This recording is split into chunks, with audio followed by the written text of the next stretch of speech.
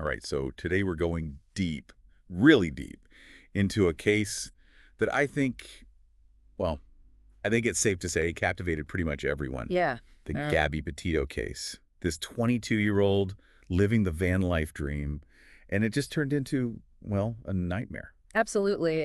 I think it's one of those stories that just grabs you right from the start. Absolutely, and I think what makes it even more, well, I don't know, compelling, is that so much of it played out online, on social media. Right. You've got this contrast, the picture perfect Instagram feed, the whole hashtag van life aesthetic, and then behind it, well, this really dark reality unfolding. Exactly. And we've got this, it seems to be a pretty thorough true crime podcast script here that lays it all out. Yeah, And, and just going through it, I mean, there are some details that I think will surprise even people who followed the case closely. oh, yeah, for sure.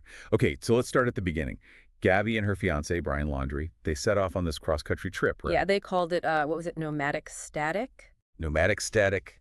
Yeah, I mean, the name itself is kind of, I don't know, ironic, given what ends up happening. Yeah, you could say that. So at first, it's all, like you said, stunning landscapes, that curated van life vibe.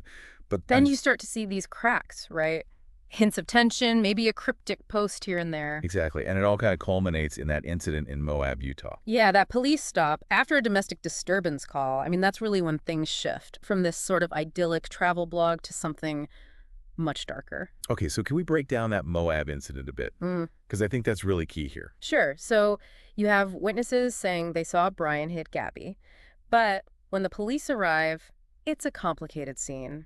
Gabby's very emotional, but she's also downplaying the incident. Right. And she's kind of defending Brian. Yeah. Exactly. And this, unfortunately, is very common in domestic violence situations. Victims often protect their abusers for a lot of complex reasons: fear, maybe a sense of love or loyalty, or even just not recognizing the abuse for what it is. It's so tough to see, especially knowing how it all ends.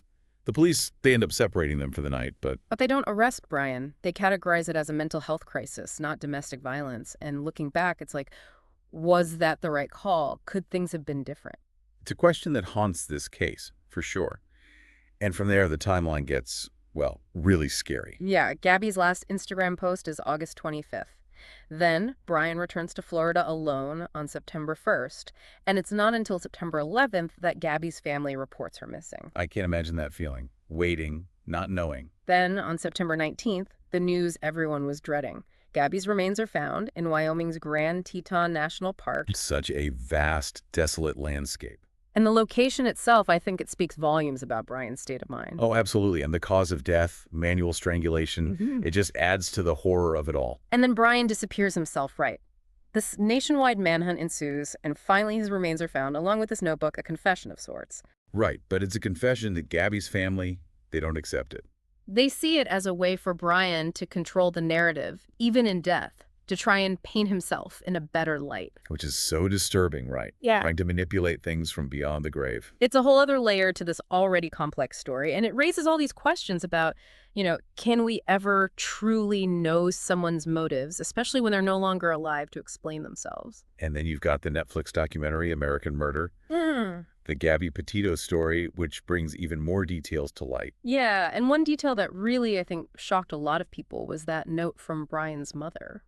The burn after reading note. Yes, offering to help him dispose of a body. I mean, that's huge. It really makes you question how involved his family was, what they knew, and how far they were willing to go to protect him. It also raises questions about, the ethical boundaries of true crime documentaries. Are they shedding light on important issues, or are they exploiting tragedy for entertainment? It's a debate that's been going on for a while, and I don't think there's an easy answer. No, it's complicated. But there's another side to this story too, right? The way the online community, particularly the van life community, really rallied around Gabby's case. Absolutely. You had YouTubers who were familiar with the areas Gabby and Brian had visited actually helping to pinpoint the location where her remains were found. Which is incredible, right? Yeah. This online community contributing to a real-world investigation. It shows the power of collective action and how social media, for all its downsides, can also be a force for good. And then you have Gabby's family, in the midst of their grief, starting the Gabby Petito Foundation. Yeah, turning this unimaginable tragedy into a way to help others. They're advocating for victims of domestic violence, for missing persons, working to prevent other families from experiencing this kind of pain. It's really powerful, and I think Gabby's stepfather said it best. Her death saved others. Chilling words, but they really get to the heart of the Foundation's mission. Okay, so after taking this deep dive, where do we stand? I mean, the Gabby Petito case, it was this whirlwind of social media, shocking revelations, and ultimately a call to action. Yeah, it forced us to confront the realities of domestic violence, the biases in media coverage, the dangers women face, especially when they're traveling. And it also sparked conversations about the role of law enforcement, about mental health, about how we seek justice for victims. And even with all we know now, there are still unanswered questions, doubts, a profound sense of loss. It's a case that it just stays with you. It makes you think, what can we do better? How can we support victims? How can we make sure every missing person gets the attention they deserve? It's a heavy question, but an important one. And if anything we've talked about today resonates with you, if you're feeling the weight of this case, please reach out. There are resources available for domestic violence awareness and prevention. Even small actions can make a difference. Thank you for joining us for this deep dive into the Gabby Petito case. It's a story that reminds us, I think, that we need to be aware, to be compassionate, and to do what we can to make the world a safer place.